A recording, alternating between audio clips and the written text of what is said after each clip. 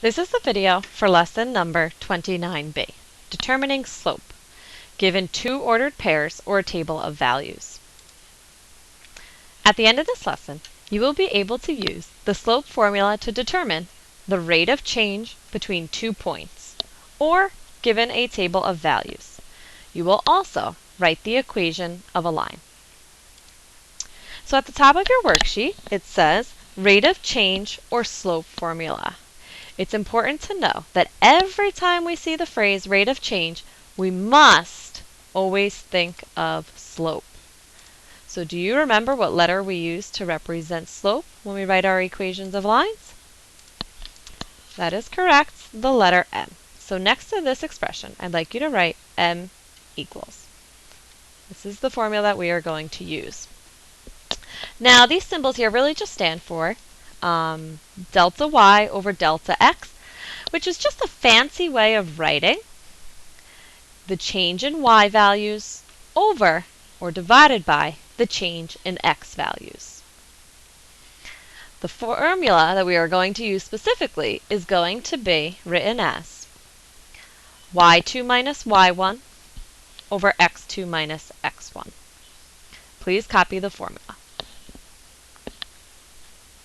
When we get into the examples below, I will show you where these values are going to come from and what exactly they mean. So below it says to find the rate of change between the following points. Remember, rate of change is just a fancy way of saying slope. Once you recall that it's slope, remember that we use the lowercase m. So I'm going to rewrite the slope formula down here because this is a formula that you need to memorize. And then I will show you how to get each of these values. So we are going to use the slope formula every time we are given at least two ordered pairs. So up above we have 3, 5. 3 is our first x value, so I'm going to label it as x1. 5 is our first y value, so I'm going to label the 5 as y1. Over here, -1 is our second x value, so that's x2. And y2, 4, is our second y value. So now that I know what each value represents, I'm going to take these 4 values up here and plug them into my formula so that way I can find the slope. For example, y2.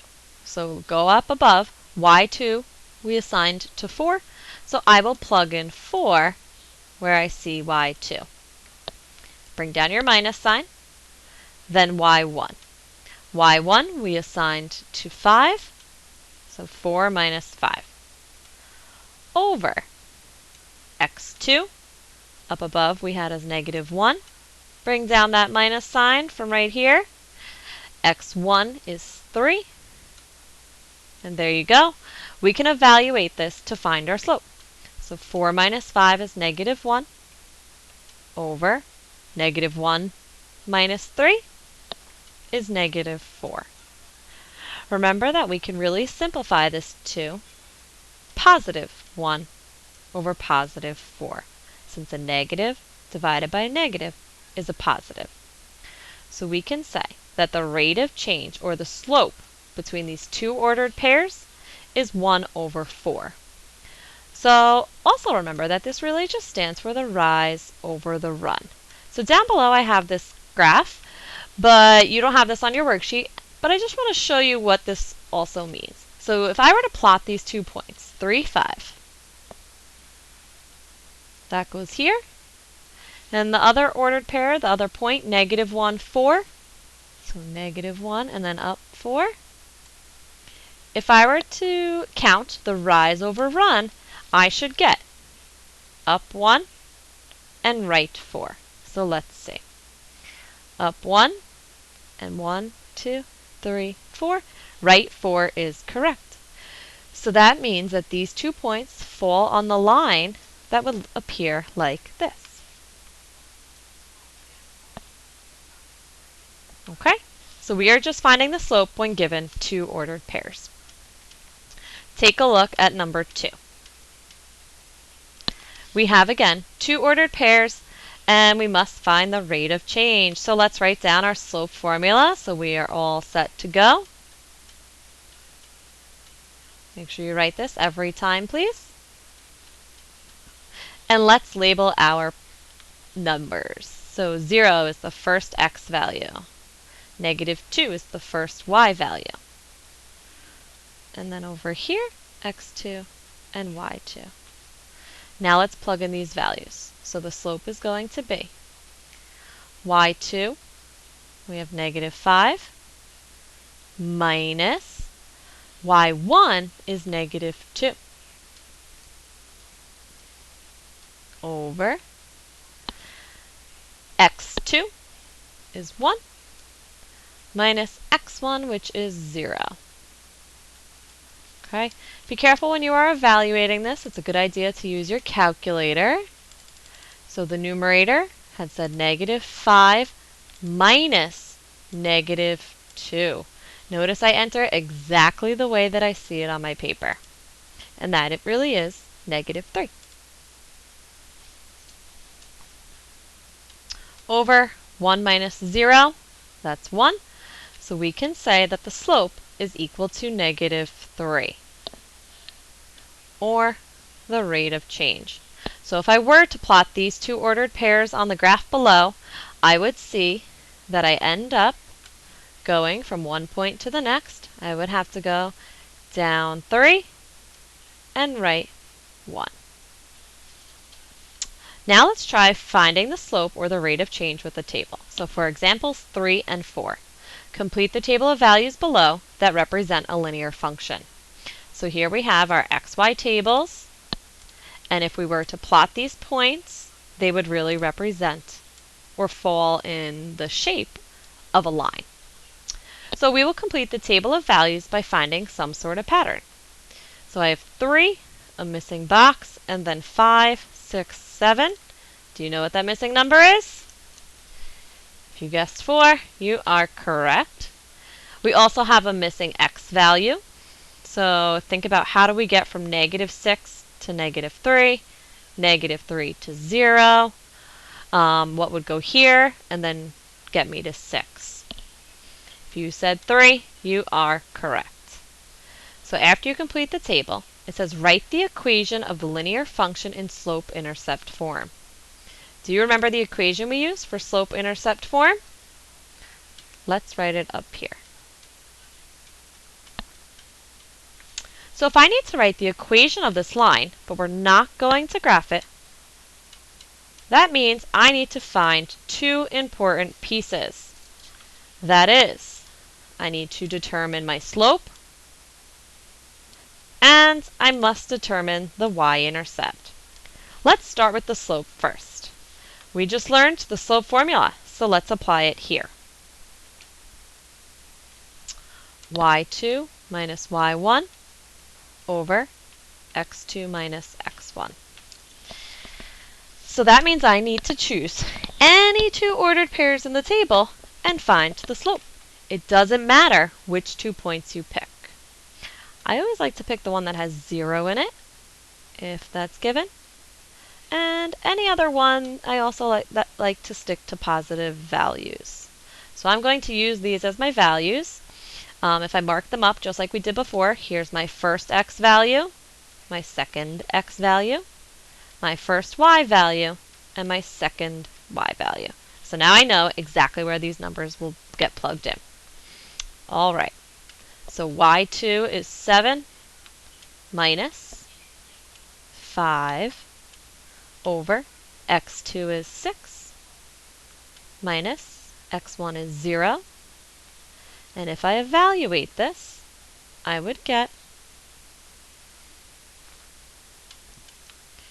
2 over 6, which equals, in simplest form, if you're not sure, remember you can go to your calculator and input 2 divided by 6, hit enter, and then remember math, enter, enter will always give you simplest form. So 1/3.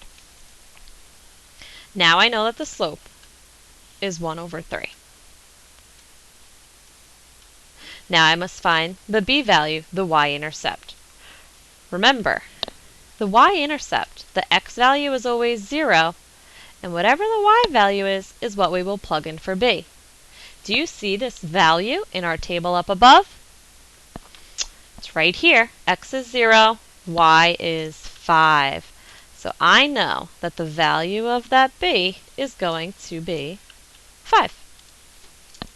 Now that I have my slope and my y-intercept, I am all set to write the equation of this line. Y equals m, we got 1/3, x plus 5.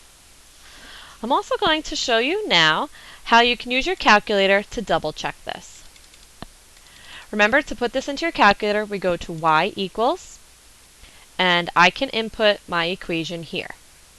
All fractions go in parentheses, and they are division problems. The x button is next to the green alpha, plus 5. If I go to my table, so table is in blue, second graph button. And if I go to the same numbers that are in my table of values over here, they should be the same in my calculator. So let's check these out. -6 goes to 3. That's correct. -3 goes to 4. 0 goes to 5. Seems like we're on the right track. The rest of the values should also be correct. So you can scroll down to check those two. Now let's do the same thing for number 4. We need to write the equation of a line, and we also need to complete our table. So go ahead and complete your table of values. Look for some patterns.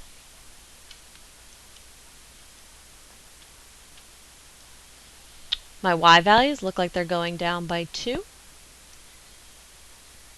1 minus 2 is -1. Time to find slope. So I'm going to do y2 minus y1 over x2 minus x1. Pick any 2 points in your table. It doesn't matter which ones you pick. I don't see anyone that has 2 positive values, and I don't see anyone with a 0, so I'll just pick this one, and maybe I'll pick this one too. I'm going to label them, and then I know where to plug them in. So y2 is 5 minus 9. Remember, it's okay if you pick different points. We should both get the same slope. -4 minus -6. And my slope here, I get -4 over -4 minus -6. Use your calculator if you need. Becomes +2. So my slope is -2.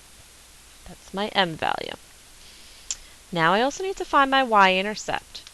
Remember that y-intercept from before is where you see the ordered pair 0, some number. Do you see this value in our table? If not, do you know how we can find it? We really just need to go one more here, would take us to 0. And if we follow the pattern from our y values, we said earlier we were subtracting 2. -1 minus 2 is -3. So here is my value of b. I have my slope and I have my y-intercept. Now I can write the equation. Y equals m. M is -2x.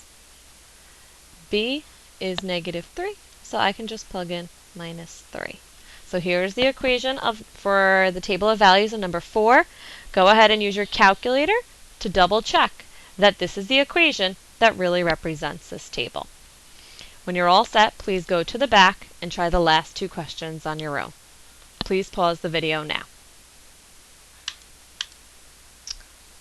I'm sorry, there's also one correction you need to make to number 6 where I have this red X. Please cross out the number 2 there and change it to a number 1 before completing number 6. Please pause the video, and then the answers for 5 and 6 will appear when you press play. Here's the appropriate work for number 5. The slope, or the rate of change, ended up being 1/2. Please check your work. Number 6. Take a note of the missing values. You needed to find your slope. These are the 2 points that I have chosen. You may have chosen different ones, and that's okay. Either way, we should all get slope is equal to 4. And the y-intercept, remember that's when x is 0. I see that y is 8, so that is the value of the letter b. Now that you have m and b, you can plug them into your equation. So y equals 4x plus 8. Please come in with questions and this worksheet completed tomorrow. Thank you.